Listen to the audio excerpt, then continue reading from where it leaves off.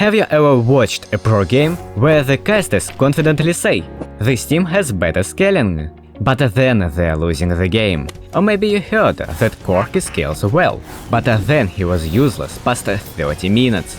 I personally heard it a lot, and that's why I'm going to break down why scaling in League of Legends is one of the most misunderstood concepts, why certain ADCs don't actually scale the way many players assume, and how you can stop falling into one of the biggest coping mechanisms in the game. Let's start by clearing up what scaling actually means.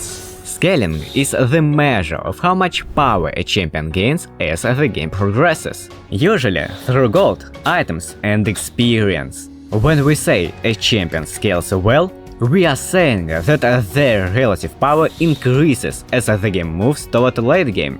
But here's the key point. Scaling doesn't mean guaranteed victory. Let's take Smolder as an example.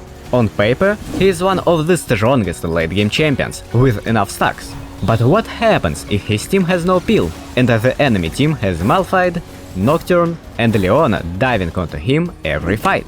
Smolder dies before he can even sneeze fire. He is such a poor dragon. So remember this, scaling means you have the potential to be the strongest at a certain stage. Not that you automatically win once you get there. Team coordination, composition synergy and execution still decide the outcome. Now that we understand what scaling really means, let's break it down further, because not all champions scale the same way. We can roughly divide scaling into three main types. First is item-based scaling. Great ADCs like Aphelios or Zeri are great examples. As they build items like Infinity Edge and Lord Dominic, their damage ramps up massively. Experience-based scaling. Champions like Kassadin and Kayle don't care as much about items early on. They are waiting to hit key levels. Kassadin without level 16? Kinda sad. Kassadin at level 16? Welcome to the void. It's absolutely the same for Kayle. And finally, mid-game power spikes. Some champions hit their peak earlier, around 2 or 3 items. Most of these champions are really popular in pro play, like Taliyah, Ahri or Corki. They can take over the mid-game, but as the match drags on, they fall off compared to true hypercarries or scaling monsters. Understanding which type of scaling your champion has is critical to playing around your power windows and setting realistic win conditions. But here's where things get tricky, and where many players fall into common misconceptions.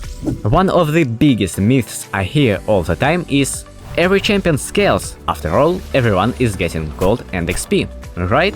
Technically, yes, but not all champions scale well. Take early game champions like Renekton or Elise. They are designed to dominate the first 15-20 minutes, snowball leads and pressure them up. Even if they somehow make it to the full build, they rarely match the impact of a champion designed to take over the late game. That's why early game champions need to secure leads, because if they don't, they become increasingly irrelevant as the game goes on. Now let's zoom in the bot lane, because this is where one of the biggest misconceptions of all lives. There's a common belief that all ADCs are insanely powerful in a late game, but that's simply not true. Like every other role, ADCs fall into early game, mid game and late game categories. And here's the twist. Most early and mid game ADCs are on-hit champions. Look at Kog'Maw or Varus. People love to say that they scale well, but the data tells a different story. If you check their win rate over time, you will see that both champions are strongest in early game. Past that, their effectiveness actually drops. Why? Because on-hit ADCs don't benefit from crit multipliers or massive AD spikes. They rely on attack speed and on-hit effects, which means once they hit their core items, they stop getting exponentially stronger, unlike their crit-based cousins.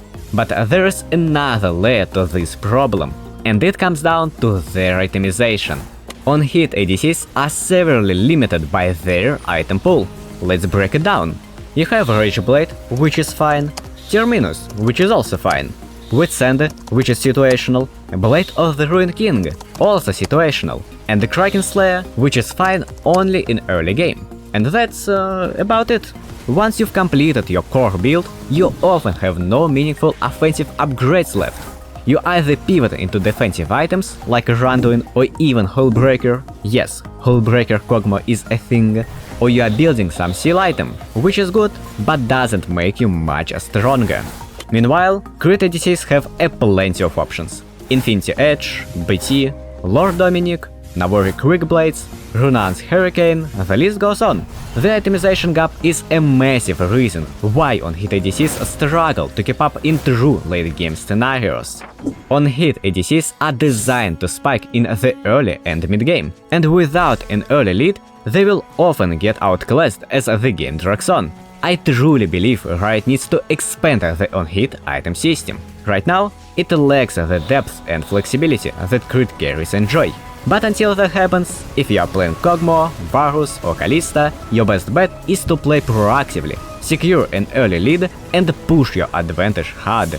And if you want to learn how to dominate the early game and to snowball those leads even further, check out my early game ADC guide right here. It's packed with practical tips to help you get ahead and close out games before your power starts to dip. Like, subscribe and drop a comment if you enjoyed the video. Bye!